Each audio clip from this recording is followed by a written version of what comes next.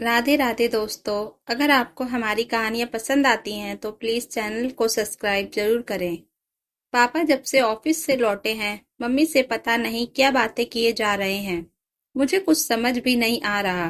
कान लगा तो रही हूँ पर कुछ पल्ले नहीं पड़ा। थोड़ी देर बाद दोनों कमरे में आए और बोले, पापा के दोस्त हैं ना श्याम अंकल, उन्होंने तुम्हारा हाथ मांगा है अपने बेटे राजीव के लिए। दोनों के चेहरे से खुशी टपकी सी पड़ रही थी। राजीव बैंक मैनेजर था। मैंने काफी टाइम से उसे देखा तो नहीं था, पर काफी पुरानी पारिवारिक मित्रता थी दोनों परिवारों में। बात तो मेरे भी खुश होने की थी, पर मैं खुश क्यों नहीं हो पा रही थी, कारण भी मैं जानती थी।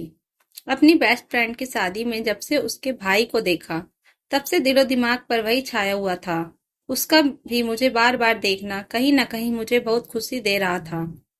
सच कहूं तो हमारी जोड़ी जैसे ऊपर से बनकर आई हो, ऐसी जोड़ी थी हमारी। मेरी सहेली भी मुझे चिढ़ाने लगी थी, जल्द ही तुझे अपनी भाभी बनाकर लाऊंगी, थोड़ा इंतजार कर। मैं तो मन ही मन कल्पनाओं में उसे अपना बना चुकी थी। दिन रात उसी के ख्यालों में गुम रहने लगी थी। ऐसे में राजीव के रिश्ते का आना मुझे बहुत विचलित कर रहा था। पर मम्मी पापा से कहती भी क्या। सहेली तो ब्याह कर 7 समुंदर पार जा चुकी थी। अगले दिन श्याम अंकल को पूरे परिवार के साथ खाने पर बुलाया गया। आंटी राजीव और उसकी छोटी बहन रीता आए। मुझे बुलाया गया। उचटती निगाह से राजीव को देखा। सामान्य सकल सूरत का, सामान्य कदकाठी का, हंसमुख सा लड़का था। मुझे लगा ये मेरे साथ कैसा लगेगा। कहाँ मैं सुंदर गोरी इतनी खूबसूरत, कहाँ वो बिल्कुल साधारण। इसलिए अंकल ने पापा को बिना दहेज का लालच देकर प्रभावित कर लिया है। मुझे और राजीव को कुछ समय के लिए अकेला छोड़ा गया। वो कुछ मुझसे पूछता रहा, मैं बस उनके जवाब देती रही। वो मेरा संकोच समझता रहा और मैं सोचती रही, कब ये लोग जाएं। मैं बहुत परेशान। सहेली का फोन नंबर भी नहीं, होता भी तो क्या बोलती। वक्त निकलने लगा, शादी की तैयारियां होने लगी और मैं राजीव की दुल्हन बनकर उनके घर आ गई। सभी मुझे बहुत प्यार करते, पर अभी भी मैं राजीव की अपनी सहेली के भाई से बराबरी करती और उसे हर बात में नीचा ही पाती।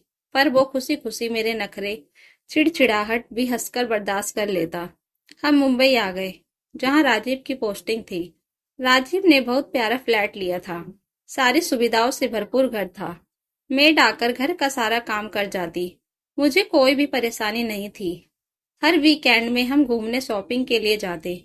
ऊपर से तो मैं खुश रहने की एक्टिंग करती, पर अंदर से मैं खुश होकर भी पूरी तरह खुश नहीं रह पाती। वक्त गुजरा और मैं दो नन्हे शैतानों की मां बन गई। अब दिनचर्या थोड़ी व्यस्त रहने लगी, पर राजीव अभी भी वैसा ही था।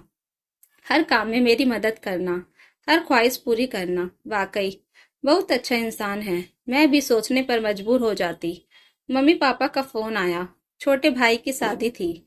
मम्मी ने थोड़ा जल्दी आने को कहा, जिससे उनकी थोड़ी मदद कर पाऊं। काफी समय से जा नहीं पाई थी, तो मैं भी बहुत खुश होकर तैयारियों में जुट गई। भाई भाभी के लिए गिफ्ट, मम्मी पापा, सासू माँ, ससुर जी, सबके लिए गिफ्ट ली। राजीव ने खूब खुश होकर शानदार शॉपिंग करवाई। हम घर पहुंचे। बच्चे दादा दादी से मिले। मम्मी ने कहा, राजीव, बहू को मम्मी पापा के घर ले जाओ, वहां ज्यादा जरूरत है बहू की। वो लोग बेकरारी से राह ताक रहे होंगे। मैं घर पहुंची।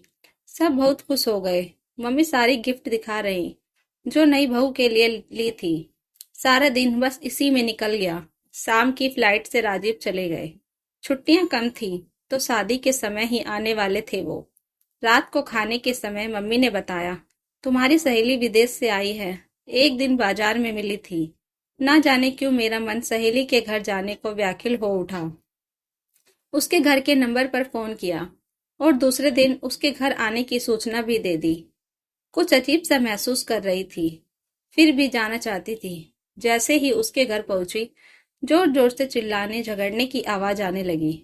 अंदर धीरे से कदम रखा तो देखा, सहेली के जिस भाई के लिए मैं दीवानी रही, अपनी खूबसूरत जिंदगी, अपने इतने प्यार करने वाले पति को कमतर समझती रही, वो अपनी बीवी से झगड़ा कर रहा था, माता पिता से बदसलूकी कर रहा था। मुझे देखकर अर्थपूर्ण सी हंसी हंसा। नीचे से देखने का इतना गंदा ढंग था कि वहां खड़ा रहना भी मेरे लिए दूभर हो गया। मैं उल्टे पांव अपने घर की तरफ भागी। मुझे अपनी किस्मत पर, अपने पति पर फर्क महसूस हो रहा था।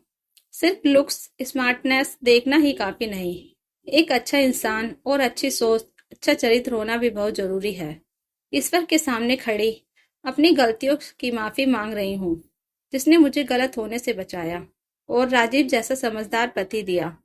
तो दोस्तों, इस कहानी को लेकर आपकी क्या राय है? कमेंट बॉक्स में जरूर बताएं। और अगर कहानी अच्छी लगी हो तो प्लीज लाइक करें। अगर आपने हमारे चैनल को अभी तक सब्सक्राइब नहीं किया तो जरूर कर लीजिए। Thank you for watching.